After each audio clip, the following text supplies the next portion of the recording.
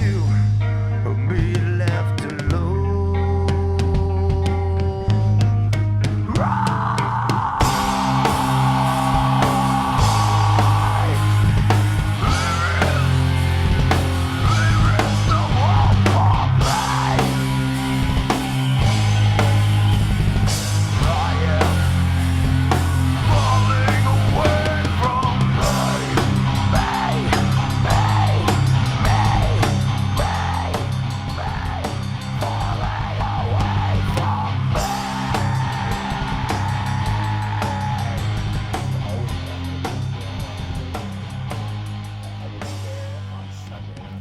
make it on Sunday. She's like, dude, you have to.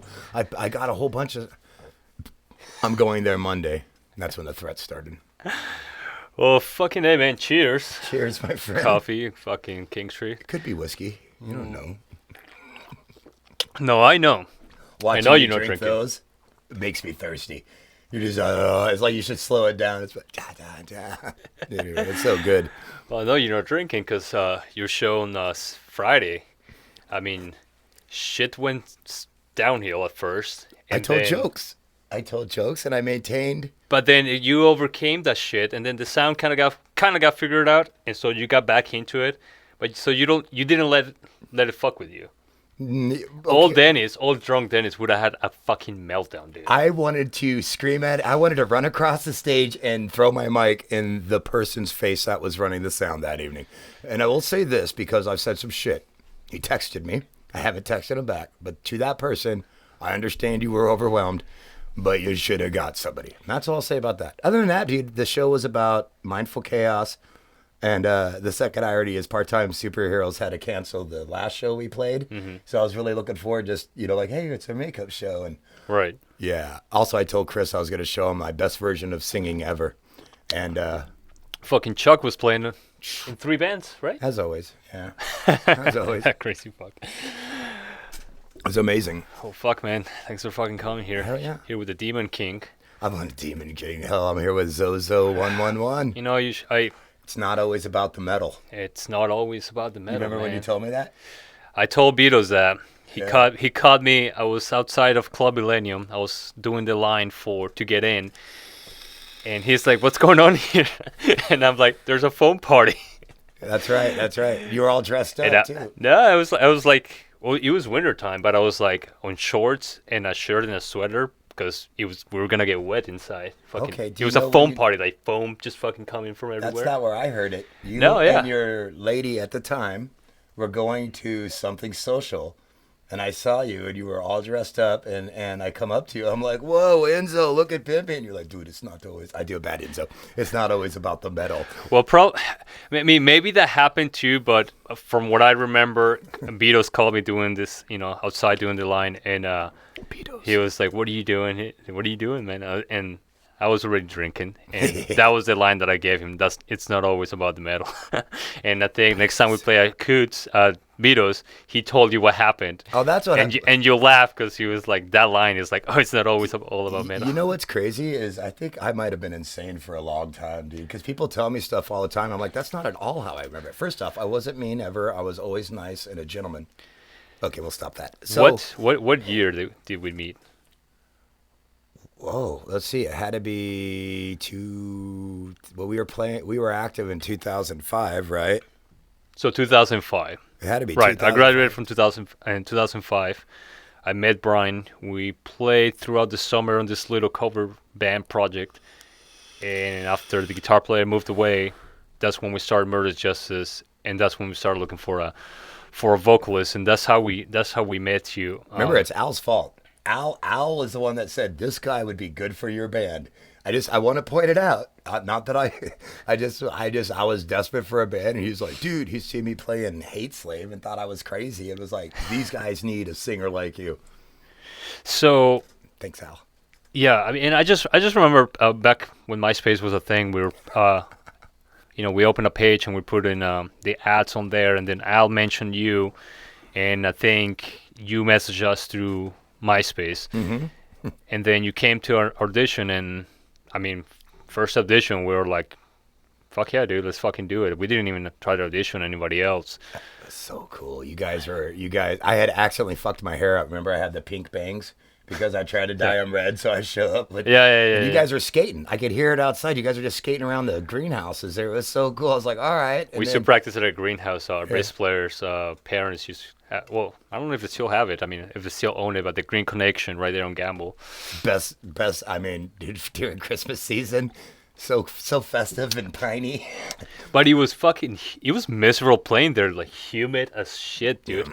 And we were fucking we were practicing like we were playing shows. Every practice we were rocking out. Everyone. And it was my first real band, and it's what I envisioned it to be, a band that's always headbanging. And Brian used to windmill and then throw up in a bucket and then windmill some more. He had a bucket guy for his shows. He was his puke bucket technician. Dude, that was so he is puke bucket. Only Brian has a puke bucket technician. You can see him on some videos crouching behind him. I gotta find the footage. I'll put it right here. It's right here. Right. It's right here. Yeah, this is one part that we're building up to the end of the song, and I think when we hit the break, the heavy part, Brian's still kind of like throwing up, but you can see him like we're building up to the break, and he's just not feeling good. You can see in the video he's just looking down, and he just fucking throws up, and then just continues with the rest of the show. Man, that was brutal. That was his. Yeah, it was cool. He was the only one that smoked pot and didn't think I was a complete weirdo. Well, I was a little jealous of you guys' friendship. It was the weed. That was it. Oh, I know he was. Try to tell him. Yeah, it was the weed, man. And he's a cool. Well, no, yeah, it's back then that wasn't my thing. It's still not my thing, but I'm obviously more Gotta tell about the open-minded. That's why you're like trying to smoke outside. I'm like, you can smoke right here. You can smoke whatever you want, man. No, I know. The other day, no, of course. Well, this was 20 years ago, man. This was 20. He wasn't wrong. I mean, drugs aren't good for bands. Smoking pot was the least of my concern. These guys had a raging psychopath adult, 15, 20 years older than them, showing up high on crack cocaine, and they're just like, no. How old were you? I was 19 when we started Murder's Justice. I don't want to say, dude. I'm 47 now, so I was in my 30s. I remember Brian's mom at Coots, the Black Hole show, the stage I just played on. I told everybody there too. I was like, our first show at Coots, man. Oh, man, I think it was good. Black Hole was the best first ever did. But yeah, Brian's mom took me outside and she's like, hands me a pipe, and I'm like, oh, hi, Miss Harris, and she's all cool. If you fuck with my kids on any level, I'll kill you. And she didn't say it mean. She's like, give me the pipe back. Okay, cool. So yeah, sweetie, I'll kill you. And I was always more afraid of her than their dad. That's what will happen. Yeah, but it was great, dude. No, and one thing is, I've always been kind of I don't want to say I'm on a spectrum, but I'm definitely not an adult. And especially back then, dude, you guys were more mature. I love that about you. I love that. I was like, I recognize. Obviously, I did recognize that you were way older than we were, but I didn't see it as weird. I admired that. In a way, I saw you and I was like, fuck yeah, this guy is like metal at heart. He's up in age, like older than us, but he's a real fucking metalhead. Like that shouldn't stop you from always being a metalhead. And look at us now, man. We're still fucking metalheads at heart. You save money, you raise your kids correctly, they still live with you. I have no savings, dude. Yeah, well, you do live in I have credit cards, so I did something right. Like I knew how to build my credit and you built a brand too, man. Like this isn't a game. This is the Septicide. It's a monster, man. It's like it's not even like I built it. Like we built it, and now Brian, myself, and Ryan, and now Casey. Like we work for this band. I thought I'd been calling him the wrong name. I thought his name was Ken. You guys kept calling him Casey, and everybody around calls him Casey too. It's Kenneth Clark, yeah. Casey Clark. Oh, boys and girls, today we're gonna play some metals. But it just feels like we work for this brand called the Septicide that we built, but now it's like it's like we have an obligation or a responsibility to our fans and to the time and hours and years that we put into this band. It seems like we owe this to that name, the Septicide. We have done so much for it. So the least we can do is just keep showing up once a week, as long as it's still fun, But anyways, man, like I don't want to reminisce too much because like people don't know about those times and all this shit. Let's just say I had a great time. I had some real moments with you. My favorite ever was at Fairbanks. and you came up to me and you were like, dude, why don't you do that all the time? And that was when I had first quit cocaine. I got all fat, and it was just so. But that show. But after seeing Jason, that's my favorite video, man. Watching you. I'll put some of the clips here, but even just the visual. I remember being on stage, and I remember that you just made us look like we were the best band in the fucking world, and you always had that attitude. yeah, That's one thing I've always had, just number one frontman in Anchorage, Alaska. Like to this day, obviously I love Ryan. I'm just saying, like as a frontman, someone who like transforms completely into a different person. Yeah, I wish I could be there. The Fairbanks show, it was like so, like wow, dude, like you were making us, but we always had your back, you know, and that's the one thing I always tell Ryan since the beginning of this episode. Like, dude, we have your back, we have the music, so just be confident because we have you. You have, this is so good. You have a good group of guys behind you, so all you gotta fucking do is just put it out there. And you always acted that way. You always acted like my boys got me. All I gotta fucking do is be a fucking god. Went from hate slave to murderer is justice. You Right. do changes. You guys play complicated riffs. Longest song to this day, Black Hole. Just Unnecessarily long. Unnecessarily It's just long. it repeats a lot. It's not like he's got a lot of parts. He does have a lot of parts, but like we repeat the riff a lot. But yeah, you know, exactly that show, and but more than anything, like, and you guys all moved. Oh my God, that when we dropped into that thing where it's almost a death clock now, where they do all three, the guitar, singer, bass, everybody headbanging. And when you see that and you're the singer, you're obligated to step from here to here. Like my job is to take all that music as a big giant ball of metal and throw it in your fucking face. oh, and yeah, exactly. Dude, you had well, obviously you had me, you had Adam, you had Ronnie. You had three long-haired dudes fucking just headbanging. Ronnie was a hell of a bassist too, Dude, amazing, dude. Yeah.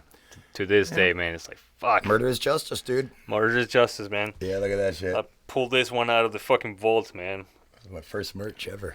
Our only fucking shirt we ever had. Midge.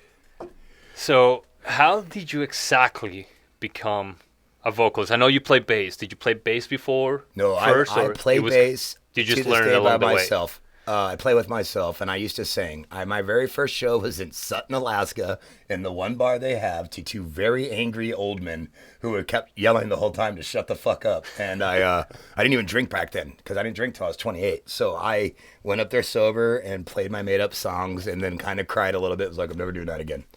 And I don't know what happened. But after the divorce, I started drinking. People thought I was cool, and then I got... But how were you always interested in singing? I've always sang. Just always like singing. It's so hashtag inappropriate word. I used to. I always sang. Just always sang. It was my thing. Like it's like a voice inside my head that likes to sing. Like really do. I hate musicals though, so figure that out. I don't know, man. That's a weird question. I've never thought it was just always been there. Even when I was a little kid, I was always being told by my mom to shut up and stop singing. Shut up and stop singing. Shut up and stop singing. So a lot of musicians, you know, they don't. There's like a point to where they realize they want to be musicians or they want to pick up an instrument, right? Yeah. But you always just been well, a and singer. My grandfather sang to me. His grandfather was a traveling musician. I mean, it's long on both sides of my family. They're all music people. So I think that probably had an influence on it. But yeah, man. But metal, I was more into like nasal singing. I was like Faith No More. I hate to say it, Axl Rose. I used to dress like him. No way. Oh yeah, you'll never see those pictures. My dad has them on his wall. We're gonna see him. We're gonna put him right here. Yeah. I could send you one of them. I'll think about it, but it's awful. I'm all dressed in white with my shirt open, singing into a camera stand, and you could tell I'm halfway in the Serpent. And then Monkey taught me how to do Happy Kitty, Angry Kitty, which now is a detriment to me because there's a singing style that I do that depends heavily on the mic. That apparently, if the mic doesn't work right sometimes.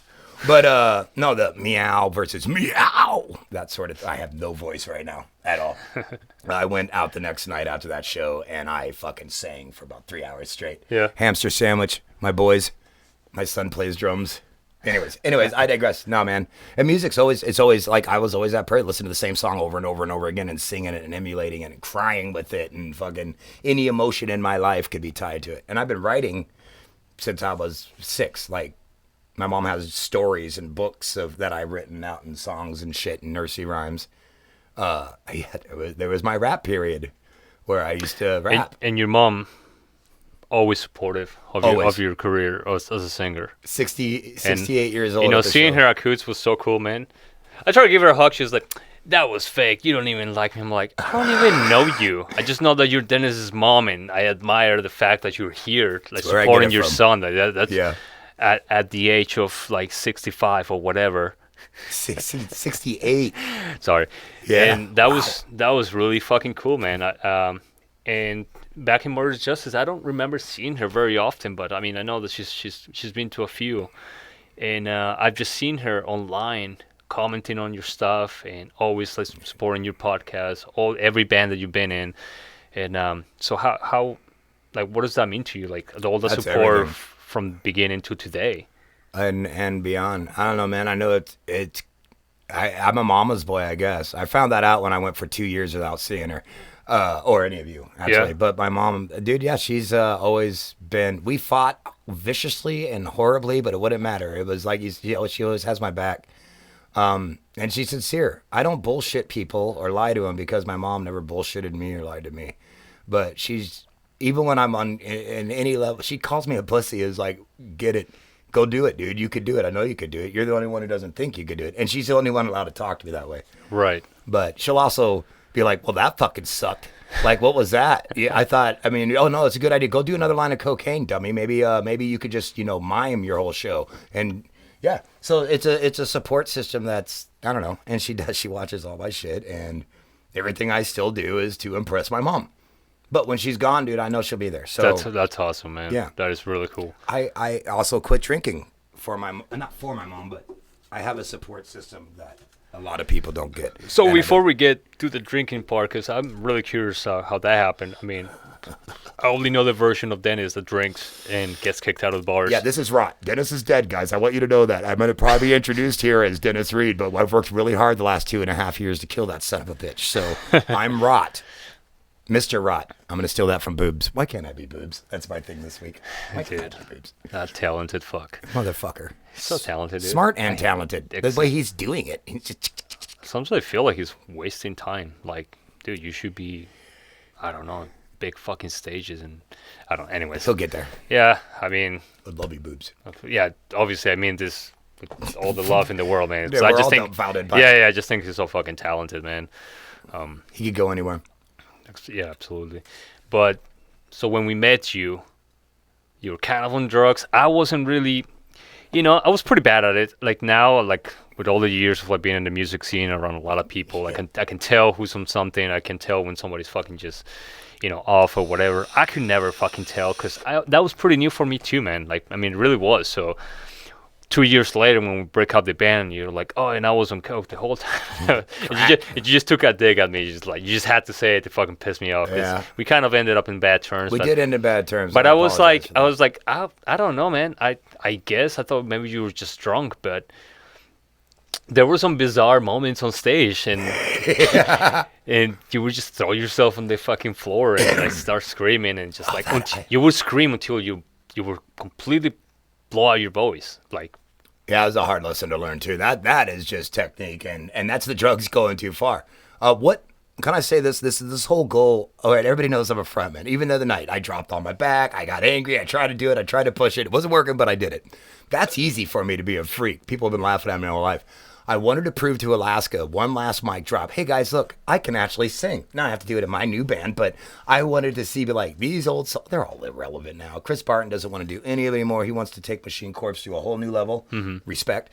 But I wanted to just be like, and when I saw you guys, I just want everybody to be like, oh my God, he could sing. Last time I was here, you were actually like, you said something like, why didn't you sing like that when you were with us? Yeah, when we were just... Yeah. And because you jumped right into the verse of Black Hole, and you keep quitting, and I'm like, stop. I'm like, dude, it sounds good, man. Like, yeah, that was weird.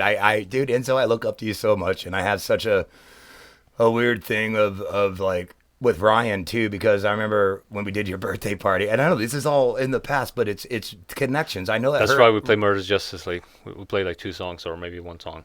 I think we played Black Hole. Yeah. Yeah, I'll put the video right there. That's a great one. I just love that I have all these fucking videos, man, to just reference back to exactly what we're talking about. And I was talking with Brian about this, how since 2005, I just started recording everything. And Ryan like brought up the Pantera home videos, and I'm like, that's right. That's what motivated me to start recording everything. Every party we had, every show we had, every on the road, everything. I would record everything that I could, and now it's awesome that I have it right here to reference back to. So yeah, I know exactly what birthday show you're talking about. We play at the house at the Snake Pit. Yeah, where the Snake Pit. Myself and Brian used to live with Ross, and next door Jamie, Captain Trips. And we played till 2 in the fucking morning. Nobody called the cops. I mean, my snowboard got stolen, but that was just about it. Well, I left it by the door, and there was people coming in and out all night, Yeah, but still, just take a snowboard. Good. I hope you fucking broke your leg on it, whoever did that. Yeah, man. Spitchin plays. Once Ryan became your singer, I fell in love with him, and he did it. He did it to me. The bastard grabbed me at the Matsu Resort and looked right at me and goes, "Bang with me, Dennis." And look, that moment right there, he won me over. I was like, "You motherfucker!" Plus, he's incredible. His voice, like, I may be able to jump around more, but I mean, I don't know why you even use a PA system with that kid. He's fucking ridiculous. It's like every sound check is like, turn him down, and he's like, "Well, I haven't even started." I'm like, "Just turn him down. Let's start with level down, and then you can go work yourself to the devil." Your way up. Yeah, exactly. So man. that and the fact that he did that, I was actually so overwhelmed when he was like. And he handed me the mic. I was so overwhelmed with that. I literally, dude, I think my testosterone's dropping, bruh. I started gardening lately. Like a schoolgirl. Like, oh my God. I was just like, oh, dude. And then right there, let me tell you, if you look at that black hole video, it's got like a lot of views. I'm 99% of them. Sometimes I just watch that one. It was one of my favorite shows. And I know every word of that fucking song. I all night long, I was like, God damn it. I knew both those songs. Whatever. It was cool, man. Obviously, everybody in this room have a lot of love for you. So like, have you here? How come we know it? Like, have you sing? We weren't even planning on anything, We were gonna have this episode practice, but how can I just not play Murder Justice riffs when you're in the room? And of course, Ryan, he's just the best, man. Of course, he's gonna fucking like give you the microphone. Yeah, Ryan's like, a big, scary, go ahead and sweetheart. have it, man. But back to what we were talking about. So, where do you think? I mean, kind of like you're saying that you were a vocalist from the beginning. I'm not saying you were a drug addict from the beginning, but must have started really far back. Yeah. To where it got out of control when we were in a band together. Because it ruined your voice. I mean, it ruined your voice. I mean, our only criticism, because you were the best front. Like I already said it, you were the best frontman I ever seen to this day. Dennis has #1 spot for me. But like your voice was thrashed towards the end. And we would strong too. I gave you guys when I came at you. I mean, we were really strong, and yeah, man. Hey kids, don't do drugs, dude. And don't give it to him. Yeah, hey, come on, man, that was hilarious. That was the best line ever show. Don't do drugs, kids. Give them to me. Yeah, no, for sure, man. And man, also the person I was dating at the time was the most toxic human being on the planet. Now we're really good friends. She's an amazing mother. We're just talking about back then. Yeah, back then, man. Oh, she knows it. She fucking punched me in the nuts on stage, and then we got almost in a fist fight out back. And then they're like, "Coming to the stage, murder is justice." And I'm like, "Fucking bitch," and run off. And so all that toxicity, and then yeah, and then I felt so fake when I quit doing the drugs. All of a sudden, I was left with like. I started gaining weight, and I'm way old, and you guys are all... I remember Fat Dennis. Yeah, dude, almost, what is this? Where did this gut come from? I didn't even drink. It was just, all of a sudden, if you start eating food regularly, apparently you get right. Right. I also started to get my voice, but it was what it was, man. And everything happened. I'm not a spiritual man. I have become more zen, and, like, it just seems to work out sometimes, and, man, that worked out great. I'm glad it didn't fucking stop you guys, man. I might have turned Adam off to music for a while. Well, I'm glad that you got out of that. And oh, me too, bro. I mean, I bet that was hard to fucking get out of. Being fired from the thing that I loved the most in the whole wide world. Unfortunately, I learned lessons that way. Losing Mamanda. Well, you could have gone to Russ, right? Could have been like really bad and just say fuck everything and fuck the world. Or Chris Barton got me. That's the only thing that saved me. Yeah. Yeah, Tracy introduced him to me and been like, because I was devastated, and I kind of slipped back, and then He's like, here, I got 5 songs that are already done. Just yell at him. And I literally yelled at him. Violet. Like, I couldn't even the other night. I can't sing like that anymore. It's not how you sing. Right. It's horrible. Horrible for you. Yeah, no, man. But all my lessons I learned, and then unfortunately I leave wreckage behind me. So, like when in AA, which I'll never do, because if you put me in a group of people, it's a comedy show. Good luck. Yeah. You know. So, but in AA, there's that forgiveness part, and I get that. But I don't want forgiveness. I don't want to ask people forgiveness. I just want to be like, hey, watch. Let me make it up to you, and then we'll be cool. You know, that's because I'm not gonna lie around and regret, dude. I'm too hard on myself already. I'd just be like, fuck that. I owe people. I owe you. I owe them. And then watching them succeed now is this weird. In Washington, everybody thinks that you fools. You all think I'm so nice and such a positive influence on everybody. There are people out there texting me and thanking me for helping them quit drinking and being motivated in their dreams and passions. I'm like, I'm just desperately telling you not to do what I did. And they seem to take the advice because I'm kind of crazy. So don't end up like me. Oh, my kids too. They're all successful. Look at me. My daughter owns a house. My son works at Home Depot. The other one works at a weed farm. These 2 kids in Alaska, they have me and Monkey to learn from. So they're going to be like, I don't know, community service workers or something. So, man, I'm just saying, man, yeah, I hate some of the things I did for sure. I don't remember most of them. And in my time, there wasn't a lot of, you were literally one of the first people in that scene to really start documenting stuff. And then I can't even imagine how long it made you to make that Turbid North video where you did with the Black Label soundtrack. Please put a link there. Am I allowed to do that on your podcast? There might be a link here. Question mark. I have to figure that out. So you know more than that shit. Honestly, you know more of this shit and like editing than I do. Fucking. Thankfully, you seem to run pretty. I just have a nicer room, I think. Yeah. Oh yeah. Well, I'll get there. Mine will get there. I love my little room. Fucking, this place is so metal. I want to fucking scream metal.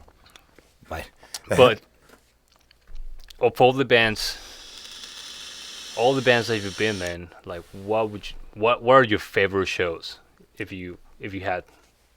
Well, honestly, there was only one show in Murderous Justice that sucked ever, and it was one of my last shows, and that was when they put that PA outside, and all you could hear was my voice on the PA. The paddle boat? No. It wasn't the paddle boat. They had Hard Rock? No Hard Rock. No, that didn't exist in my day. No, Players House of Rock. It might have been the Players House of Rock. I was really excited about playing there. They had the really cool stage inside, and my voice was shot by then. It was nobody's fault but my own. But other than that, we were the kings, man. We were the kings for a minute, man. And you see everybody in those old pictures, everybody that's in a group was staring at us like, what the fuck? We brought energy that nobody could, and it wasn't just me. You guys were insane. That was what really bummed me about Murderous Justice. It was like our baby, and it felt like it was on a good fucking path. And yes, man, I felt like we were kings for like our first year, kind of like Decepticide, like first year, 1 year of destruction. Like we did so fucking good in the first year. That's how it was Murderous Justice. Like it started really fucking good, and then it wasn't just us. Like there was bands that were popping up that were really fucking good. Turbid North, man. fucking. Well, there was Turbid North before we started, but I have your CD. I have Turbid North CD. Oh, sorry. Wait, you have Turbid North CD? You want it? You want a copy? Did you have it here? It's at my mom's, but I could send you a copy or something. Oh, dude, which the red one? Like with the red cover on it, the Turbid. I think I might be thinking of their T-shirt. I just know it says Turbid North AK on it. I think. Oh, dude, is it fucking? Okay, dude. Like, I'll get that to you. We'll get back to on that fucking. I'll burn it after and I'll this send you the original. I've been looking for the original Turbid North forever, the one with Jason. Yes, it's Jason. I know that much. I loved his brother or cousin or whoever was singing for him, but Jason was he was our very own Phil Anselmo. Yeah, that dude was crazy. He was awesome. I was hoping I had a picture. I don't, but I'll just burn that and I'll give you that, dude. I know how much that meant to you. That's the least I could do. Well, the thing is that one of the time, I think when Jason left Alaska for sure, because he's gone, come back, and the last time that he left, he was we were at fucking Coots. I think we were playing a show, and then he was going to the airport after that, and he said something like, "Oh man, I wish I had a fucking MP3 player or something," and I had mine on, and I had all the Turbid North fucking music in there, and I gave it to him. At this time, I had an external hard drive where I had everything, so I didn't care. Well, that shit fucking broke, and then it got stolen, so I lost it completely. And every time I fucking message Nick Forkel, I'm like, hey man, do you have this? He never gets back to me. There's still a version, I think. Last I checked, of Turbo North stomping around down there. Well, hell, that was probably 5 years ago. The last time I saw anything from them, I think they're in Texas, and there was two of them. The only original, it's Nick. He used to be the bass player, then transferred to guitar and. Bands. Bands, man. Music, man. What a trip. This is our first podcast since the pandemic, because I declared the pandemic's over, so this is the first podcast I got to go back to after the Washington. pandemic. Pandemic's over. Fuck this shit. Yeah, let me say a couple things.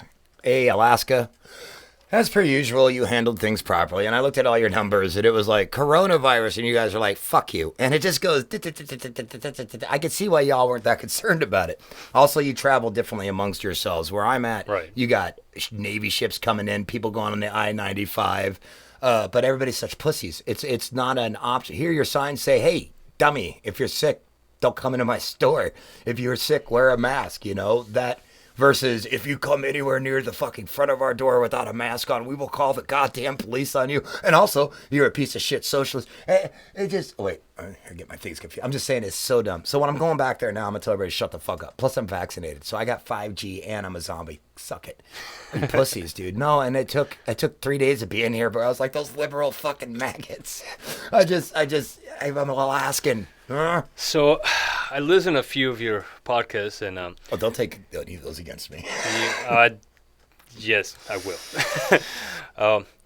You were more of the opinion of that this wasn't the worst thing that could have happened to us because it made a lot of people have to interact with each other, not each other, but their own families, because you weren't supposed to interact with each other. You were supposed to interact with like your household, basically. Forever. Forever. You're not allowed to leave. Well, for a while there at least, Yeah. you know. Well, 2 weeks to flatten the curve. So we're a year and a half of flattening the curve. I think we did pretty good. You guys stomped the curve. You didn't allow the curve It in. only took a year and a half. I think y'all got it before anybody else in the fucking country got it, because I remember reading all my friends having these weird respiratory illnesses. Oh, yeah. And you had those Chinese shipping I had a lot of containers. friends that they were like, dude, back in November, September, I was sick as fuck. And it was a respiratory. They had no name for it. They didn't know what the fuck it was. Yeah, it's Alaska was like, yeah, cool, we're over it. I love you guys. Shit, I think my wife had fucking COVID. It's so hard to go home, but I got tourist stuff now. So, look, my Decepticide bear claw. Hey, and nobody else had the Decepticide shirt and the claw. I guarantee you. And I could wear this. It says Alaska on it. Yes, because I'm a tourist. Yeah, no, man. And I believe that. Well, for me personally, I was getting kind of annoyed listening to that because myself wasn't that fucking great. It wasn't. First of all, I socialized with my, interact with my family just fine, before COVID. Yeah, you're like, we're good. And then this was like the kids' school and the work. Like, if you're essential, you couldn't quit because you wouldn't get unemployment because your job officially has employment for you. So when you went to apply for unemployment, they'll call your job and your job will be like, well, we have work for him. So yeah. So you were cut out. So like you had to go to work, but then the government didn't do shit to like, okay, well, what about the kids? I was like, well, schools are closed. I'm like, okay, so you tell me I have to go to work. The schools are closed. So how do I go to work while my kids can't go to school? And I don't have just like, up here, I don't have family up here. Like, like my mom and stepdad, like they're not up here. Like I didn't have, and this was a lot of people's situation that they were the only person who took care of their kids. And if it wasn't them, it was, the kids would go to school, go to daycare. So when that got closed and then you were still forced to go to work because you weren't not going to get unemployment. That's when I was listening to you talk, like, oh, this is great. I'm like, dude, you have no idea what the fuck you're talking about, dude. Well, this is not just me. This is the situation of a lot of people. If anything, most of people who were supposedly essential workers, which I always hated that term because everybody's job is fucking essential. I mean, especially to them and themselves. Yeah, that one I thought was silly, man. I did call my mom and be like, I ain't just a drug dealer. Now I'm essential. And she's like, shut up. On me. No, man. And you got to remember, too, like, I always have a problem of, hey, disclaimer from my point of view. Because I guess now hearing you say that, I can see how that would sound kind of like a prick move. For me, it was the greatest thing ever. All of a sudden, the world slowed down and stopped. My kids are all growing. I don't have that situation. I'm fully independent, and like I literally have nothing, and my rent is ridiculously low, and I got to work through it. So it sounds like it was awesome for you. It sounds like it was a nice break of a lot of things. And it sounds sad that it took the whole world shutting down for Dennis Reid to get AAA and pay his bills on time. And so I admit that. As long as Dennis Reid pays his bills, fuck the rest of it. I'm saying, yeah, okay. Okay, all right. You know what? I am constantly changing my opinions on things, and I can admit that I come off. I can see that. I noticed that there's a few things you have said, and I'm like, this is not the Dennis I heard in the podcast like 6 months ago. That's so fake, too, in a way. You get in this, especially the way I'm doing them, especially when I do my rants, you get in this state of mind, and you've been yelled at by people you love and everything else, and all of a sudden you're like, this is my side of the fence, and my God, I'm not like that. I'm not like that. But I'm surrounded by so many people that think one way, and then I'm reading another way, and this and that, and your own opinion, and I just rant. So I was wrong on some things, right on some things. I did always think that it's not the end of the world. It's going to end in 2 years regardless. And my biggest thing was just like, yo, man, if you can't take a year to do it. But you see, I'm not thinking like that.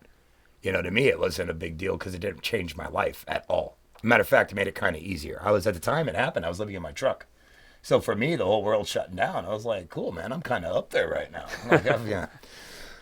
So, yeah, I'm just glad to be here. I've lost literally friends over this that I didn't want to lose. And I got some I did back. too, man. Yeah. I did too. That was a huge bummer. And without mentioning names, there's a band here that I admire from the fucking beginning of the Septicide, because we play shows with them. They're not metal. They're completely the opposite of us. Kind of like with Spitchin', like they're punk rock, we're metal, but I fucking love the shit. Or Dope Yet, yeah. Like same thing, we're different, but I fucking love them. Sure. There's another band that I absolutely fucking love, and it's a bummer that, this person was basically like, if you voted for Trump, fucking deleted me. And I was like, I've been seeing him post as of late, and I'm talking about this was about 3 months ago. And they were pretty radical and pretty just in his comment section was just a fucking echo chamber, man. It was just but I was like, okay, but he still hasn't crossed the line of all right, that's it. If you voted for this guy, you're fucking dead to me. Yeah. And then when he made that post, I was like, damn it, you did it. And all his previous posts, I type shit and I will delete. I'm like, no, because it's not even gonna be him. It's gonna be all his fucking buddies that just That's when you get mad when you try their echo chambers, just fucking commenting on each other, just jerking each other's off, and it's like, well. But on this one, I was like, I had to say something. I was like, dude, I don't love the guy. But I did vote for him because he aligns more with what things that I believe. Yeah, absolutely. I was like, no, I don't like him as a personality. I think most people hate him because of the person that he is and the way that he is. But I never thought he did anything damaging to the country. But that was just my opinion. But I was like, outside of that, so you're telling me that the history that we have, you're telling me that all the shows that we have played for over 13 years, now I'm not longer your friend, or now I'm a bad person. You know who I am. You've seen the kind of guy I am. You see that I have a family. You see that I'm responsible. You see that I'm this way with all the musicians in the music scene, right? Yeah. Now I'm a bad person because I voted for this guy. Now I'm racist. Yeah, I'm this Hispanic racist. I miss the day. No, that was always funny, dude. And I had that, I'm going to tell you, that blew my mind in the beginning because you are Hispanic. So, the whole beginning thing was he hates Latinos and all this shit. The thing was I think, but that's where it spiraled, man. You couldn't have an opinion either way. I miss the days of who are you voting for? The fuck are you to ask me who I'm voting for? Who's your God? I don't remember. None of your goddamn business. I don't remember back. Okay, since I lived in the United States, people talk, especially in the music scene, because musicians don't give a shit about politics. Yeah, you sing about it if you want to sing about it. Right. That's what makes it for everybody. Sure. There's bands that get political. Oh, Machine Corps, dude. Some of those lyrics apply perfectly today. But that was it. But the thing is these brains aren't meant, when we get in a conversation with somebody face to face, I've had many arguments with Trump, but you're we're friends. And we're oh, fuck you, dude. You're an idiot. Smoke a bowl. Go on about our lives. And I love more of them than that opinion. And the same with my liberal ass. But it got out of control, and now people are saying things, and then there's rules that come along, and all these things, and then people take sides. And for one, when I didn't even know my dad was a Trump supporter. In hindsight, I was like, duh. I mean, but when he was like, he asked me about it, and that's when I was like, wait a minute, I got to back off. But here's my thing. I have been a battle atheist, a mean atheist. Sorry, Adam, about the shit I used to do to you on that. I never changed one person's opinion. I am not a politician. I've never changed Adam one. can't talk when he played a Jackson Flying V with pentagrams in the fucking fretboard. It was beautiful. That was the sickest guitar ever. That beast was pretty sick, too. That was his guitar. That wasn't my guitar. Yeah. That was... But I that was his guitar. He picked that guitar. He paid for every dollar for that guitar. I'm just saying, all those years, but one thing, this, if anything, like I do, I learned lessons. I burned bridges, I learned lessons. And this last 2 years, it got to where my hate tank, I wasn't even writing any more out of it. Like, misery has always been my pen. And I was like, I was burnt. I'm burnt on porn. I'm burnt on a lot of music. I'm burnt on podcasting. I'm burnt on comedy. And I play my guitar in my room and make up songs more than I do anything else. And Rising of the Tides, but we're getting there. We're still, I'd say, 8 months. All right, so tell me about this band. This is the new band that did you join? Did you start it with? Rising of the Tides is my most amateurist band since, and I love you guys. I don't mean this insultingly. I love it. Like, I decided I've been in all the bands, all the bad habits that I had. I wanted to go back to something simple. And then Jeff, my guitar player from Split Skull, who saw what happened. First off, we played so loud that the band never heard me sing once until our first show. And they were like, whoa, you're really good. I was like, fuck you guys. And I hated them for that.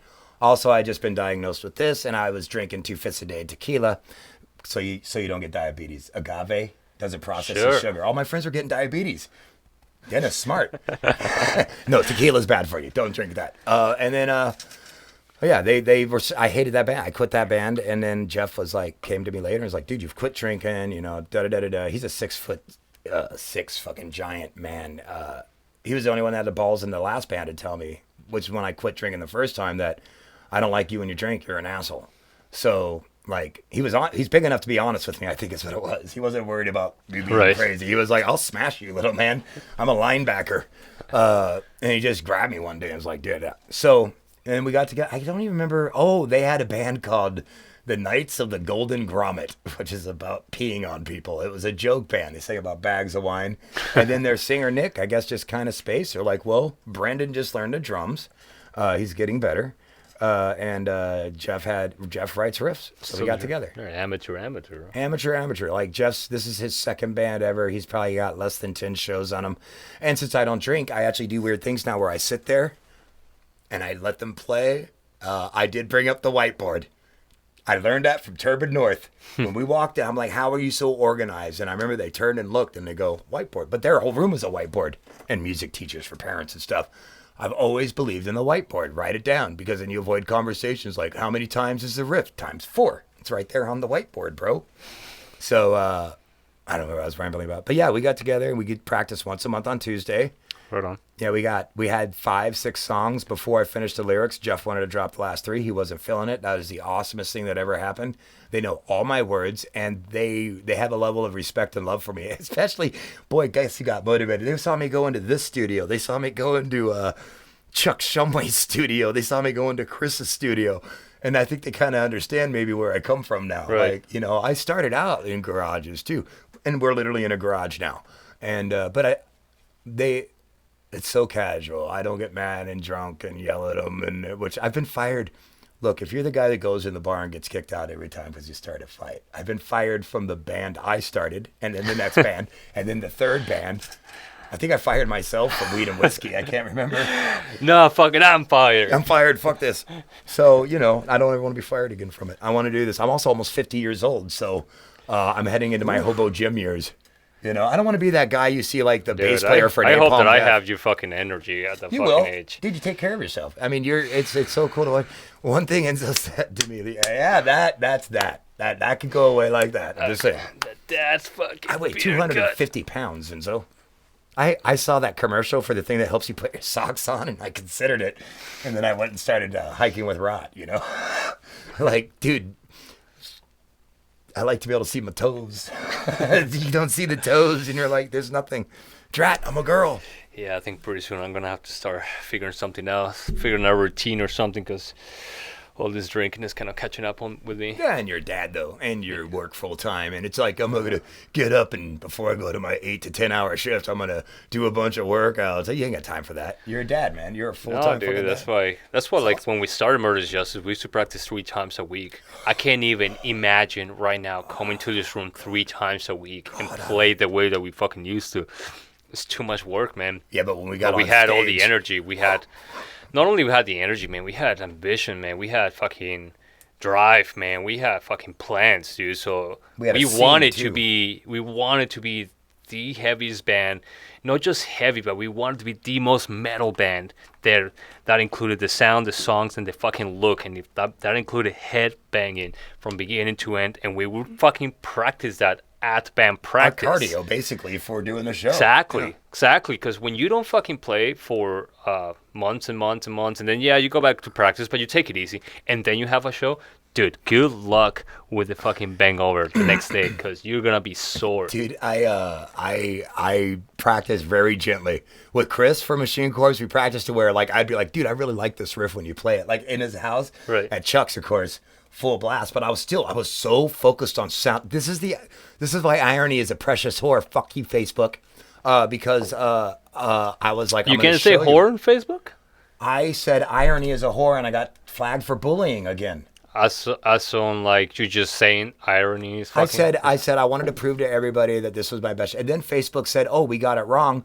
We're lifting that. We reposted the thing, and I'm still banned for 5 days. I'm going to fucking sue you, Facebook, because they also, last time I got banned for calling a Slipknot fan. We all lose. I know, we all lose. I got to get away from it. They win. I'm thinking YouTube. I'm just going to go all YouTube, and I'll have a couple people that will post. YouTube, man. I think that's both Facebook and YouTube. Like, people need to jump off from those platforms, man, because the censorship is just off ridiculous. The rails, yeah. man. I mean, going back to like politics a little bit, man.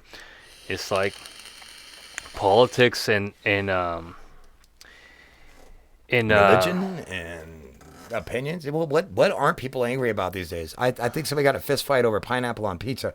But you could make a trend. Just go out there and say, like, kids are doing the dog turd challenge, and some idiot fucking child is going to eat the white dog poop, Tide Pods, all this. And I don't think any of it's real, man.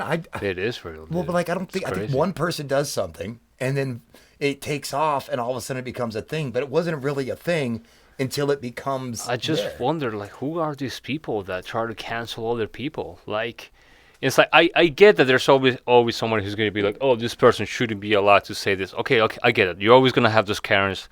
They always existed. That's nothing new. No. What I don't get is why do people or companies cave into their fucking demands? Like, I'm like, I don't know I got a lot of friends, I think, but I don't know a single one that would give a shit that somebody says something controversial to today's standards 10 years ago. Or 5, or dude. Even like 2 years ago. I mean, that quick. I got banned. I didn't get banned from Facebook. I got banned from advertising for a whole month because somebody reported a meme that I posted last year in August. They're going back now and they're backtracking. They got this algorithm robot. So you know what I think it was? Is I capitalized the word irony, so it made it a fucking noun instead of a you know what I mean? Like capital. Right. So. But irony is a precious whore, and ironically, I'm banned. But you're right, dude. And I think it's just dead. Facebook is dead. You're right about YouTube too. Well, they're pushing their luck, and just like just like MySpace died, they could be next. You're too busy coding, putting up cool little pot leaves that could dance on MySpace to be. They could be next, just like MySpace was. They could be next. But if they keep up this fucking censorship, because, I mean. There's nothing more. That's our thing, man. That's what punk rock and metal is. Like, just say the fucking shit that nobody wants to say out loud, and then you say it, and if you don't like it, you just kind of move on. And the people that do like it, well, they buy your CD, and that's it, man. But you don't have to listen. And if you don't like it, you don't ever have to listen again. And you sure as fuck, you could go, oh my God, that sucked, I'm and walked so away. Guilty of that too. Steel dude. Panther, fuck you, I hate you, Because Deftones. That's equivalent of like seeing a post that you don't like, and I could scroll past it, but I have to comment on it. Yeah. Like, and it's like, Yeah, so what you just said is like I'm guilty of that too, man, because I could just scroll past it. But then again, I'll just comment and I'll say something smartest. But I don't want them to not be able to post that stupid shit that I don't agree with. You know what I mean? So even though I don't agree with, like, I think it's good it's still there. Like, they're allowed to post it, but we're not allowed to say shit. Yeah. I got banned from telling my friend to eat shit and die. Yeah. But when you say it like that, it's like, what do you told? I'm like, yeah, I was joking. It's my friend. Yeah, the maggot because thing. he said that Pantera wasn't the greatest band ever, and I was like, you know what? Eat shit and die. Yeah. No. And Facebook algorithm was like, you're bullying. I'm like, what? Yeah, calling the Slipknot kid that said, "I'm a fat maggot," and I was like, "You did." And some Karen was like, "Oh my God, don't talk about yourself that way." But it's a reference to when Corey Taylor said that Korn said all of their fans were freaking fat kids, and then like I said, so I was like, "You go, you fucking maggot, get the fuck up." Boom, bullying. That's my last one. If I get one more, because I'm they done. don't know, they don't get it. Yeah, and so I actually spent 3 hours on their fucking appeal board, and I filled out all these fucking headlines of "Are you ready, maggots?" from Slipknot and everything else, and they never did nothing. Once you're done, you're done. So, and they know they're still making money. They still got massive revenue. I mean, they're still big enough to where they could fuck us all, but I feel like they took income from me. Yeah, well, They took advertising. They took advertisement from me, and I wasn't trying to make money. Well, I guess we were trying to raise funds for Brian's dad, and that really fucking bummed me out. And I felt bad. I felt super guilty. Brian's dad went through surgery, and we're trying to raise money, and he was like, "Hey, could you put this on the page?" I'm like, "Of course, dude." And then my first thought was like, of course, but let's put advertisement so it shows up everywhere. We'll get the fucking money. And then I fucking remembered that I was on a month band, and I got so fucking mad, man. I was like, well, and I felt, and even though like I didn't do anything wrong, because like again, somebody went back in time and reported my shit. It's like I still felt like it's because of me that we can't advertise this. This now actually really important thing. I'm not trying to advertise a show. I was trying to advertise some like GoFundMe shit, but like. It's crazy because, you know, we have used these platforms from the beginning of our bands to promote shit. Now, if you talk about music, but if you include COVID or politics into it, the election, you're not allowed to say the election was fraudulent, or like if you believe, like, you should be allowed to say it. You don't have to believe it. You can scroll past it. You can tell me I'm a dummy, but and I'm not saying that this is not me saying that it was. I'm just saying, like, right now you're not allowed to say that. Like, how is that not a tyrant fucking company? That's how is that not suppression of censorship. speech? Yeah. How is that not the suppression of the First Amendment? How is that not that? Well, dude, I'm banned, and yet claim your $5 credit. And I could click on that, and they'll let me do that. So, and they give you dopamine triggers once you have that app. Have you ever done this? Like, you're like, all right, I got to stop this. You're like, oh, check out something else. Then all of a sudden, like, boop, you're like back on Facebook. You're like, what the fuck? And they feed you your dopamine centers. You get little treats. You get little ding.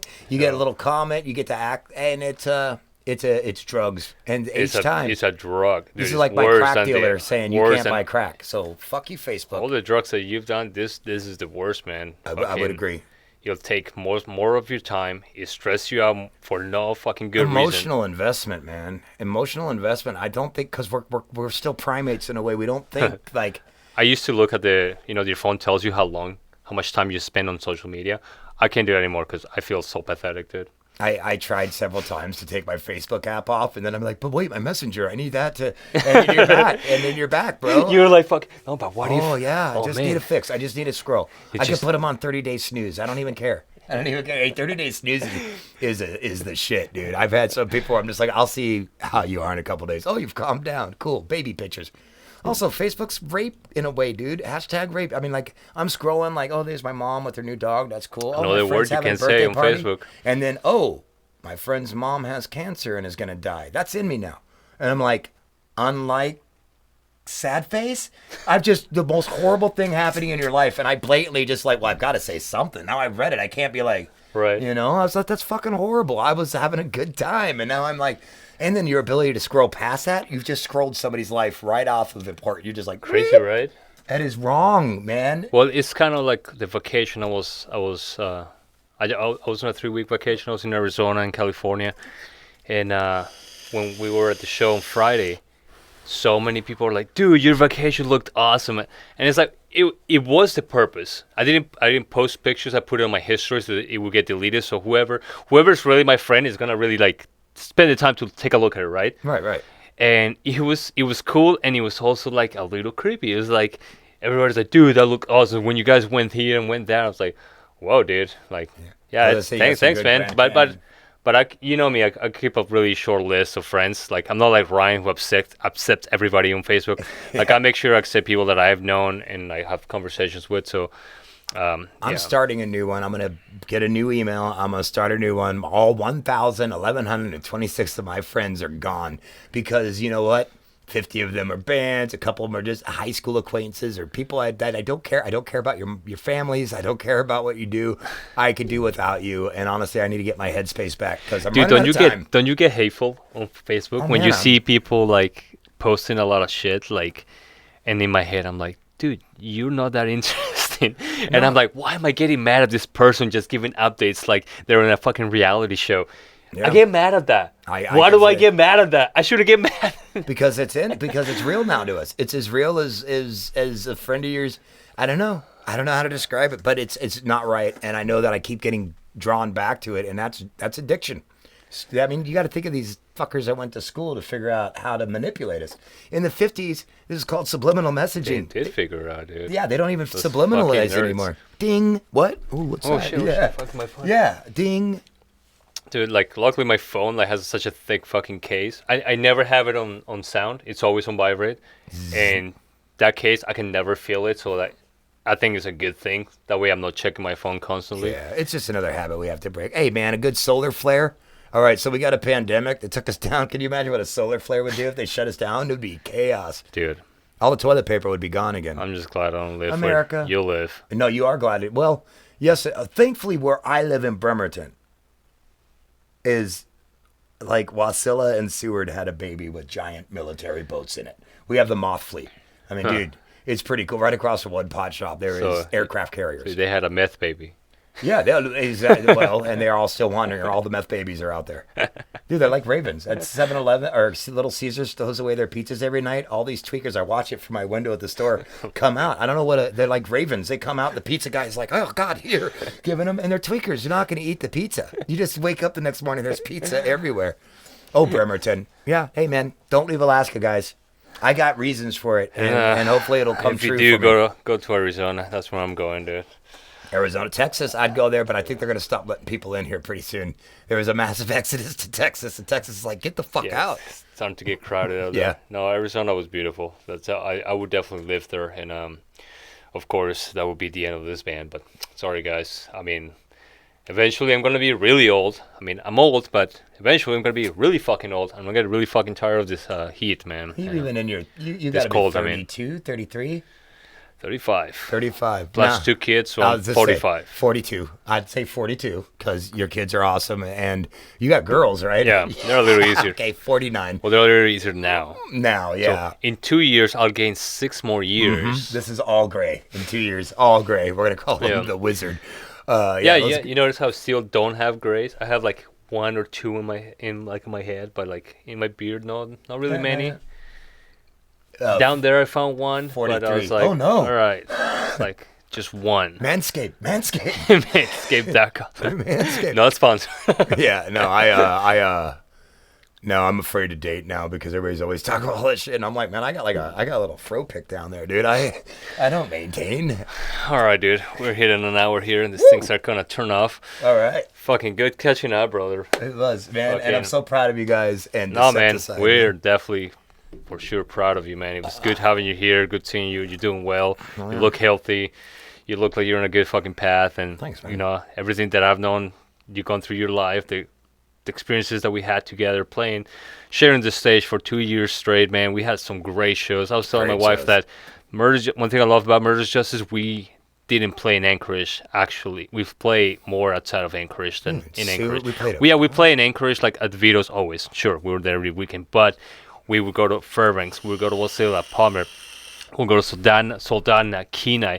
We'll play in people's fucking barns. Remember that birthday barn that we played in Wasilla? The pallet fucking stage. That was the one, man. That thing was scary, but it was great. Yeah, that show was great. It was some... the roller rink? Yeah, it was Brian's dad's friend's daughter's birthday party.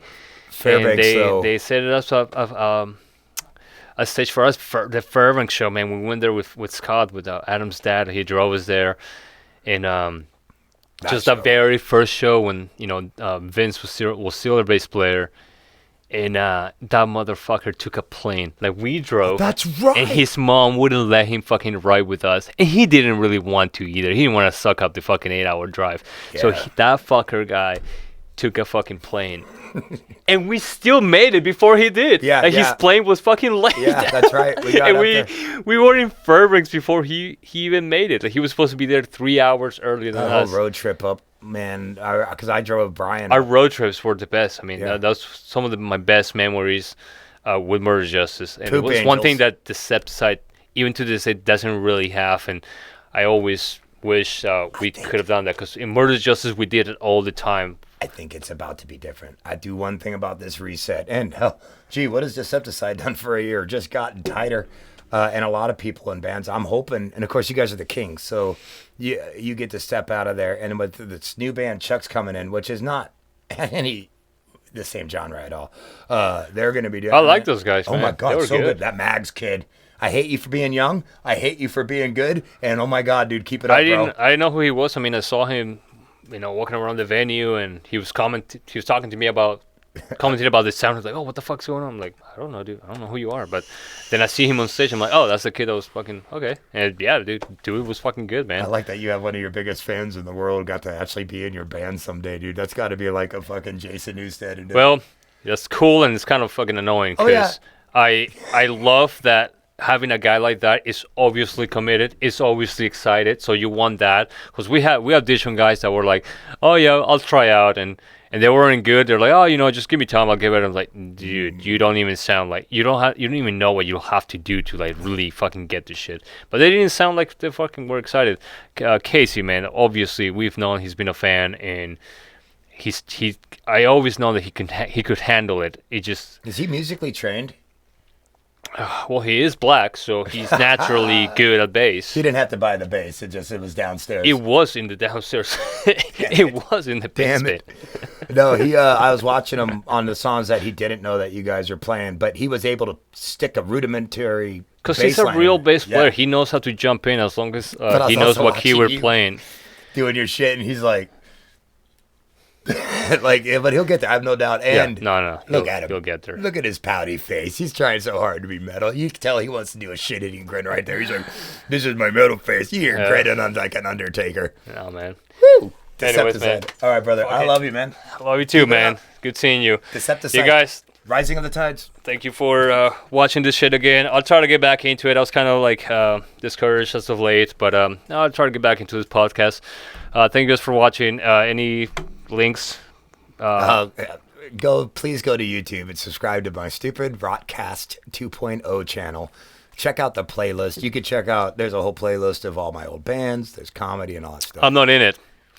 I'm still not in it. What do you mean? Oh, no, because this had to happen first. And I don't know how you feel about doing the two-screen, two different states thing. What, the Zoom thing? Well, yeah, we could do the Zoom. I mean, I know that it's gonna have to be that way, but yeah, or we just wait. I'll do it just for you. I've been asked to do Zoom. I'll Zoom do it podcast right here with you. But we did this, so this was us. But I want to do it on your format. So, this is all right, guys. Like, subscribe. Fucking Decepticide coming to a stage. I don't know. Oh, so dude, I might fly hopefully back up. soon. I might fly back up for that, dude. It's only $230 round trip. Well, I was telling Tracer that fucking we need to come down and fucking play down there. Oh, dude, you got Sarah. You got Sarah. Exactly. I'm sorry, I don't know why I'm whispering, but Sarah's inside. I don't know, but yeah, that's totally my plan too, man. Oh my god, your voice is hot. Fuck English. I'm going down the States. Thank you guys. Later. Bye, everyone. Woo! Perfect amount of time for the podcast. Man, fuck yeah, dude, that felt great. That's a perfect way to end this trip. supposed to go see Bruce at Chill Foods. I left my wallet at home somehow, so I'm like,